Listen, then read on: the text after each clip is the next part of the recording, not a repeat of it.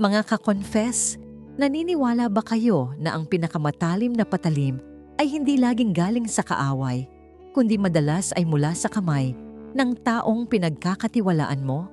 Minsan, sa sobrang dilim ng pinagdaraanan natin, ang akala nating liwanag na dumarating ay siya palang mitsa na susunog sa lahat ng pinaghirapan nating itayo.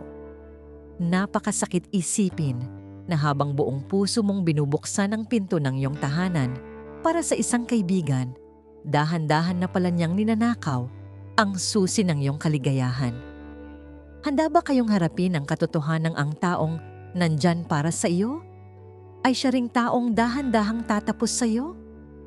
Ihanda ang inyong mga puso dahil ang kwentong ito ay hindi lang tungkol sa pagtataksil. Ito ay tungkol sa pagkabulag sa gitna ng matinding tiwala. Mga ka-confess, bago natin simulan ng wild at nakakapanabik na kwento ngayong araw, nais ko muna kayong imbitahan na mag-subscribe sa YouTube channel ng Tagalog Wild Confession. Dito, hatid namin ang maiinit, mabibigat, at makabuluhang mga kwentong siguradong tatama sa damdamin.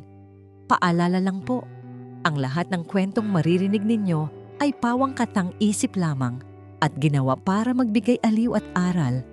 Anumang pagkakatulad sa tunay na tao o pangyayari ay hindi sinasadya.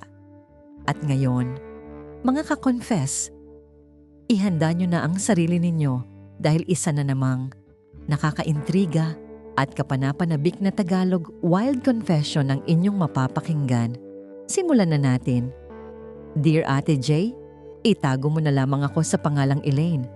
32 taong gulang na ako. At kung titingnan mo ang buhay ko noon, masasabi mong nasa akin na ang lahat. Mayroon akong mapagmahal na asawa si Ryan at isang masayang tahanan dito sa isang subdivision sa Cavite. Ang relasyon namin ni Ryan ay parang pangarap. 8 taon kaming magkasama at kahit wala pa kaming anak, sapat na ang isa't isa para masabing kompleto na kami. Si Ryan ay isang engineer. Tahimik siya, masipag, at ramdam na ramdam ko ang seguridad sa piling niya. Ako naman ay nagtatrabaho noon bilang isang senior marketing manager sa isang malaking kumpanya sa Makati. Mataas ang posisyon ko, maganda ang sahod, at sanay ako na ako ang provider at problem solver sa pamilya namin. Pero gaya ng sabi nila, Ate J, walang dagat na laging kalmado. Noong taong 2024, dumating ang kumpas ng tadhana na hindi ko inaasahan. Nagkaroon ng malawakang retrenchment sa kumpanya namin dahil sa pagkalugi. Isang umaga, pumasok ako sa opisina na may dalang plano para sa susunod na quarter. Pero lumabas ako na may dalang box ng gamit ko at isang termination letter. Durog na durog ako, Ate J. Pakiramdam ko na wala ang identidad ko bilang si Elaine na malakas at matatag. Noong mga unang linggo, iyak lang ako ng iyak. Dito pumasok sa eksena si Vanessa. Si Vanessa ay kaibigan ko noon pa mang kolehiyo. Siya yung tipong laging vibrant, laging masaya, at laging nandyan. Single siya, at ang alam ko, galing siya sa isang masakit na breakup. Kaya focus siya sa online business niya. Nang malaman niyang nawalan ako ng trabaho, hindi siya nag-atubili. Halos araw-araw siyang bumibisita sa bahay. Elaine, sis, huwag kang mag-alala. Temporary lang yan. Andito ako, tutulungan kita. Sabi niya habang hinahaplos ang likod ko. Dahil laging wala si Ryan, dahil sa mga site visits niya, si Vanessa ang naging kasama ko sa bahay. Siya ang nagluluto, siya ang nagdadala ng groceries minsan, at siya ang nakikinig sa mga hagulhol ko tuwing gabi kapag hindi ko na kaya ang pressure ng bills. Isang gabi, dumating si Ryan mula sa trabaho na pagod na pagod. Naabutan niya kami ni Vanessa sa sala na nag-iinuman ng wine. Oh, Vanessa, nandito ka pala uli? Bati ni Ryan. Parang may halong gulat pero nakangiti naman siya. Oo, Ray. Ayaw ko namang iwan itong si Elaine na mag-isa rito at baka kung ano nang maisip. Alam mo naman itong asawa mo, masyadong perfectionist kaya hirap tanggapin ang pagkatalo. Biro ni Vanessa. Tumawa si Ryan. Mabuti naman kung ganoon. Salamat ha. At binabantayan mo itong si Elaine. Noong gabing yon, habang nasa loob kami ng kwarto ni Ryan, binanggit niya sa akin. Hon, parang ang dalas naman yata ni Vanessa dito. Baka nakakaabala na tayo sa kanya. Pero ang sagot ko sa kanya, Hon, pasalamat nga tayo at nandyan siya.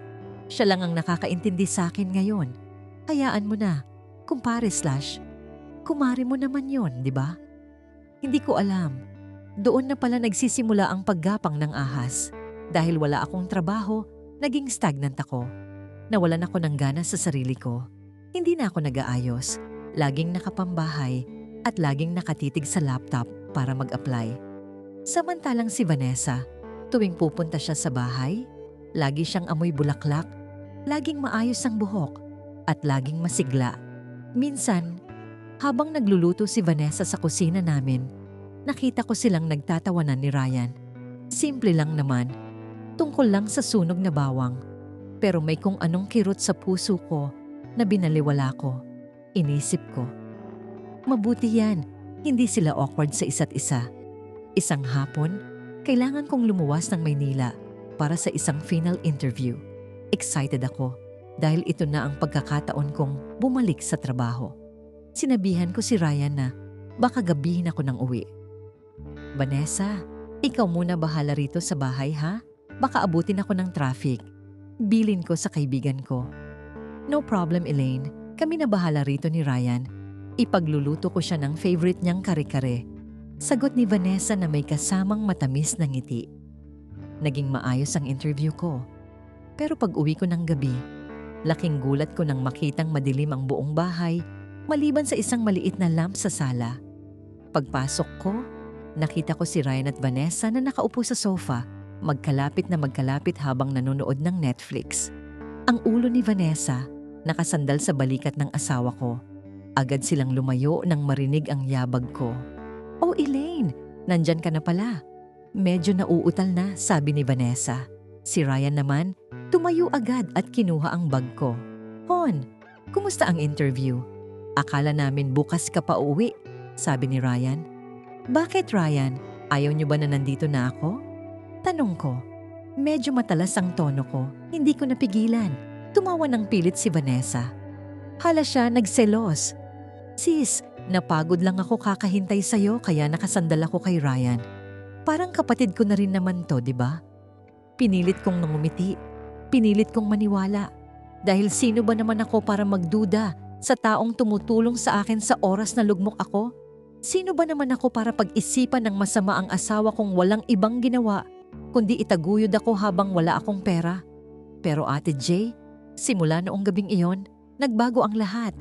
Ang mga tawa nila na dati ay normal lang sa pandinig ko, biglang naging tunog ng mga babala. Ang mga titigan nila sa hapagkainan, tila may mga salitang hindi ko mabasa. Lumipas ang ilang linggo, natanggap ako sa trabaho. Masayang masaya ako. Akala ko, kapag bumalik na ang normal na buhay ko, aalis na rin si Vanessa sa eksena. Akala ko, magiging okay na uli ang lahat. Pero nagkamali ako dahil habang abala ako sa pagbawi sa career ko, doon pala mas lalong lumalim ang ugnayan nilang dalawa sa loob ng sarili kong pamamahay. May mga gamit na si Vanessa na naiiwan sa banyo namin. Isang toothbrush, isang ponytail, isang pabango. Kapag tinatanong ko si Ryan, ang laging sagot niya, "Nakalimutan lang siguro, Hon. Hayaan mo na, kukunin din niya yan." Hanggang sa isang gabi, nagkunwari akong may naiwan na dokumento sa opisina at kailangan kong bumalik agad. Pero ang totoo, may nararamdaman na akong hindi maganda. Pag-uwi ko ng 10:00 ng gabi, tahimik ang bahay. Walang tao sa sala. Dahan-dahan akong umakyat sa itaas. Bukas ang pinto ng guest room, ang kwartong madalas tulugan ni Vanessa kapag ginagabi siya rito. At doon, Ate Jay? Doon ko narinig ang mga boses na hinding-hindi ko makakalimutan. Dahan-dahan ang bawat hakbang ko, Ate Jay. Halos hindi ako humihinga habang papalapit sa bahagyang nakabukas na pinto ng guest room. Ang bawat tibok ng puso ko, parang tambol na nagbababala sa isang malaking sakuna. Noong una, ayaw pang maniwala ng isip ko. Sabi ko, Baka nag-uusap lang sila tungkol sa akin o baka nanonood lang uli ng pelikula. Pero nang marinig ko ang mahinang halakhak ni Vanessa, ang malanding tawa na dati ay itinuturing kong musika ng pagkakaibigan, doon na gumuho ang mundo ko. Ray, paano kung biglang dumating si Elaine? Delikado tayo. Bulong ni Vanessa. Ramdam ko ang pait sa boses niya, yung parang nag-e-enjoy siya sa bawat segundong ninanakaw niya sa akin. Nasa opisina yon, Hon. Alam mo naman yun, workaholic. Mas mahal pa nun ang karir niya kaysa sa atin. Sagot ni Ryan. Ang boses ng asawa ko. Ang boses ng lalaking pinangakuan kong makakasama ko habang buhay. Tila naging boses ng isang estranghero. Hon, tinawag niyang Hon ang matalik kong kaibigan sa loob mismo ng bahay ko. Hindi ko na napigilan ang sarili ko. Buong lakas kong itinulak ang pinto. Bumungad sa akin ang 2 taong pinagkatiwalaan ko ng buhay ko. Nakaupo si Vanessa sa kama, nakasando na lang at maikling short, habang si Ryan ay nakahilig sa kanya, hawak-hawak ang kamay niya. Ang bilis ng pangyayari. Sabay silang napatalon sa gulat. Ang mukha ni Ryan, biglang namutla na parang nakakita ng multo. Si Vanessa naman, mabilis na kinuha ang kumot para itakip sa sarili niya. Pero ang mga mata niya, Ate Jay, walang bakas ng pagsisisi. May halong takot, pero meron ding kakaibang kinang na parang nanalo siya sa isang paligsahan. Elaine, akala ko ba? Nauutal na simula ni Ryan. Tumayo siya agad. Pilit na inaayos ang sarili. Mali ang iniisip mo, Hon. Nag-uusap lang kami. Pinapakalma ko lang si Vanessa kasi masama ang loob niya. Pinapakalma? Sigaw ko. Doon na bumuhos ang lahat ng galit na kinikimkim ko sa loob ng ilang buwan. Sa loob ng kwartong ito, sa ganitong oras, Ryan, asawa mo ako. Hindi ako tanga. Narinig ko lahat. Hon, tinawag mo siyang Hon. Lumingon ako kay Vanessa na ngayon ay dahan-dahan nang tumatayo. At ikaw, Vanessa, pinatira kita rito. Pinakain kita. Tinuring kitang kapatid noong panahong wala akong trabaho at ikaw lang ang inaasahan ko. Ganito ba ang kabayaran mo? Imbes na humingi ng tawad, dahan-dahang tumayo si Vanessa at hinarap ako. Inayos niya ang buhok niya na parang wala lang. Elaine, huwag tayong magpakadrama rito. Alam nating dalawa na matagal nang malamig ang relasyon niyo ni Ryan. Simula noong nawalan ka ng trabaho, naging miserable ka. Sino ba ang laging nandito para sa kanya? Sino ang nakikinig sa kanya kapag pagod siya sa site? Ako, Elaine? Ako ang gumawa ng trabahong kinalimutan mo. Parang sinaksak ang puso ko sa narinig ko. Ang kapal ng mukha niya na isumbat sa akin ang sarili kong pagkukulang habang ninanakawan niya ako. Kinalimutan? Vanessa, nawalan ako ng trabaho, depressed ako, at ikaw ang laging nagsasabi na, andyan ka para damayan ako. Yun pala, dinadamayan mo rin ang asawa ko sa kama? Susugurin ko na sana siya nang humarang si Ryan. Elaine, tama na. Huwag mong saktan si Vanessa. Doon ako lalong nadurog. Pinrotektahan niya ang kabit niya sa harap ko. Ryan, asawa mo ako. Ako ang asawa mo. Paghagulhol ko, napaupo na lang ako sa sahig, hindi ko na kaya ang bigat. Ang bahay na pinaghirapan naming itayo, ang mga pangarap na binuo namin, lahat yun ay parang abo na tinangay ng hangin. Mag-usap tayo ng mahinahon, Elaine, sabi ni Ryan, pero hindi siya lumalapit sa akin. Nakatayo lang siya malapit kay Vanessa. Walang mahinahong usapan dito, Ryan. Layas. Lumayas kayong dalawa sa bahay ko. Sigaw ko habang itinatapon ang mga gamit na nakikita ko sa loob ng guest room. Vanessa, kunin mo lahat ng basurang iniwan mo rito at huwag na huwag ka nang magpapakita sa akin. Hindi kumibo si Vanessa. Kinuha lang niya ang bag niya, nag-ayos ng konti at tumingin kay Ryan. Ray, hihintayin kita sa labas. Lumabas siya ng kwarto na parang siya pa ang agrabyado. Iniwan akong wasak na wasak. Naiwan kami ni Ryan sa kwarto. Ang katahimikan ay nakakabingi. Tumingin ako sa kanya. Nagbabaka sakali na luluhod siya, na magmamakaawa siya, na sasabihin niyang nagkamali lang siya, at ako pa rin ang mahal niya. Pero ang nakita ko sa mga mata niya ay awa. Awa na mas masakit pa sa galit. "Sorry, Elaine," mahina niyang sabi. "Hindi ko sinasadyang saktan ka." Pero totoo ang sinabi ni Vanessa. Matagal na tayong hindi okay. Mas naramdaman ko ang pagpapahalaga sa kanya kaysa sayo nitong mga nakaraang buwan. So kasalanan ko pa? Tanong ko sa gitna ng hikbi. Dahil naging mahina ako, naging valid ang pagtataksil niyo? Hindi siya sumagot. Kinuha niya ang ilang piraso ng damit niya sa closet namin sa kabilang kwarto. Bawat bukas ng drawer, bawat tunog ng hanger, parang hinihiwa ang kaluluwa ko. Noong gabing iyon, lumabas si Ryan ng bahay dala ang isang maleta. Pagdungaw ko sa bintana, nakita ko si Vanessa na naghihintay sa kanya sa loob ng kotse nito.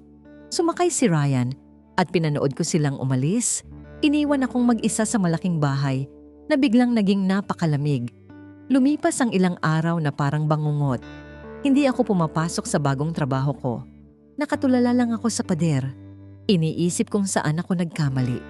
Pero habang tumatagal, ang lungkot ko ay napalitan ng puot. Nalaman ko sa mga common friends namin na hindi lang pala nung nawalan ako ng trabaho, nagsimula ang lahat. Matagal na silang nagkikita sa likod ko. Noong mga panahong busy ako sa opisina, noong mga panahong akala ko ay nag-o-overtime si Ryan. At ang mas masakit, Ate J, nalaman ko na ang perang ginagamit ni Vanessa sa online business niya ay galing din kay Ryan. Ang asawa ko ang nagpondo sa kanya habang ako ay naghihirap humanap ng paraan para makabayad ng mortgage ng bahay namin.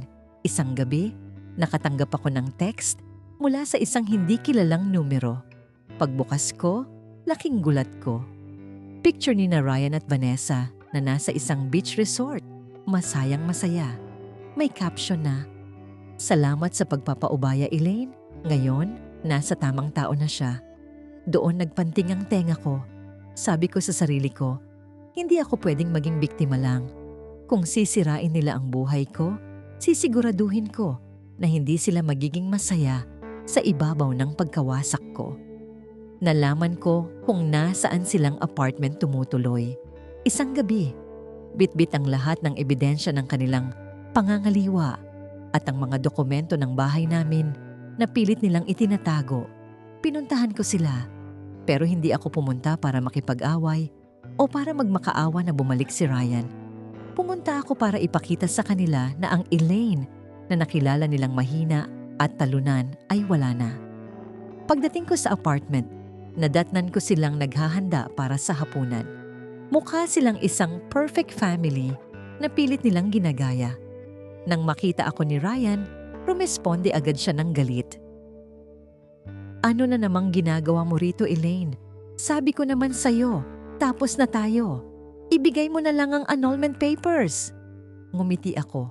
Isang ngiting alam kong kinatakutan niya noon. "Annulment? Ryan, masyadong madali yon. Naparito ako dahil may nakalimutan kayong bayaran." Tumingin ako kay Vanessa na nakataas ang kilay. "At ikaw, Vanessa, akala mo ba nakuha mo na ang lahat? Akala mo ba ang online business mo ay mananatiling legal?" Nanlaki ang mga mata ni Vanessa. "Anong ibig mong sabihin?" "Alam ko kung saan galing ang pondo mo. At alam ko rin na hindi ka nagbabayad ng tamang buwis sa mga transaction mo. I already reported you to the authorities." At si Ryan, inireklamo ko na rin siya sa kumpanya niya for unethical conduct gamit ang mga ebidensyang nakuha ko sa bahay. "Walang hiya ka, Elaine," sigaw ni Vanessa. Susugurin niya sana ako, pero pinigilan siya ni Ryan na ngayon ay bakas na ang takot sa mukha. Hindi pa ako tapos. Pagpapatuloy ko, "Ryan, ang bahay? Sa pangalan ko yun dahil ako ang nagbayad ng down payment at karamihan ng amortization. I already processed the eviction notice for your things.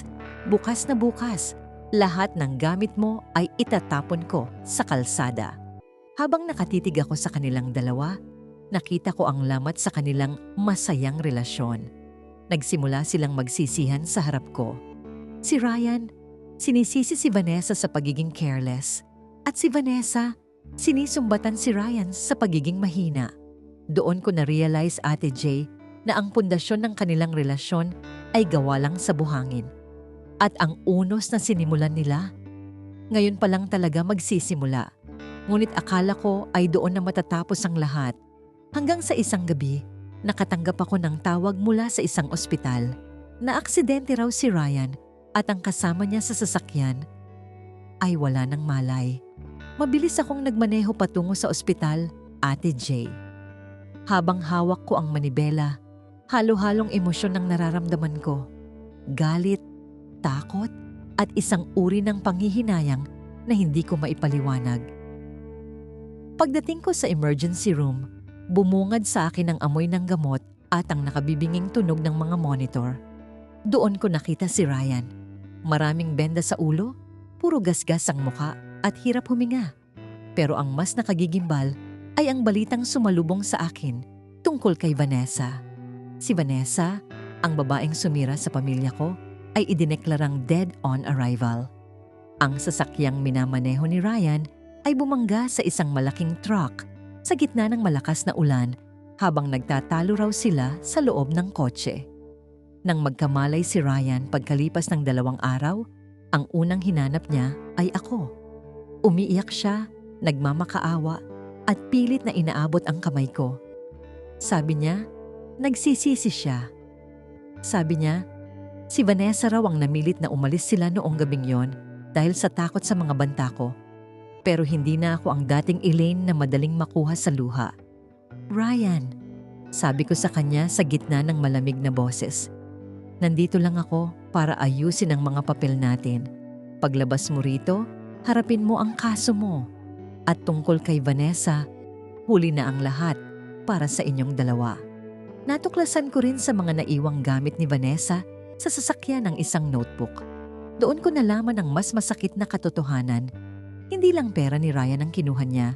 Plano na pala niyang iwan si Ryan kapag nakuha na niya ang lahat ng ari-arian nito para sumama sa isa pang lalaki sa ibang bansa.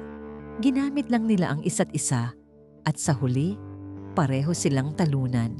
Pinili kong magpatawad, Ate J, pero hindi para bumalik sa kanya, kundi para sa sarili kong kapayapaan. Binenta ko ang bahay na puno ng masasakit na alaala at lumipat ako sa ibang lungsod para magsimulang muli. Ngayon, mas matatag na ako, mas matapang, at hinding-hindi na muling magpapaapi sa kahit na sinong magtatangkang sumira sa katahimikang pinaghirapan kong bawiin. Mga ka-confess, at yan ang kwento ni Elaine, isang masakit na paalala na hindi lahat ng nakalahad na kamay para tumulong ay may malinis na intensyon. At ang bawat pagtataksil ay laging may kaakibat na pananagutan sa dulo. Mga ka-confess, at diyan na nagtatapos ang ating kwento. Maraming salamat sa inyong walang sawang pakikinig at pagsama sa akin sa bawat emosyong ating pinagdaanan ngayong araw. Naway may napulot kayong aral sa karanasan ni Elaine na ang tunay na lakas ay nanggagaling sa pagbangon mula sa pagkakalugmok at pagpili sa sariling halaga. Huwag niyo pong kalimutang mag-subscribe dito sa aming YouTube channel, ang Tagalog Wild Confession, at i-click ang notification bell para lagi kayong updated sa ating mga bagong upload. I-follow niyo rin po ang aming Facebook page, ang Tagalog Wild Confession, para sa iba pang mga kwento at updates. I-share ang video na ito at mag-comment kayo kung ano ang inyong saloobin sa naging desisyon ni Elaine. Hanggang sa susunod nating kwentong Tagalog Wild Confession. Muli, maraming salamat sa inyong lahat. Ingat po kayo at laging tandaan, sa likod ng bawat confession, may aral na dapat pakaingatan. Hanggang sa muli.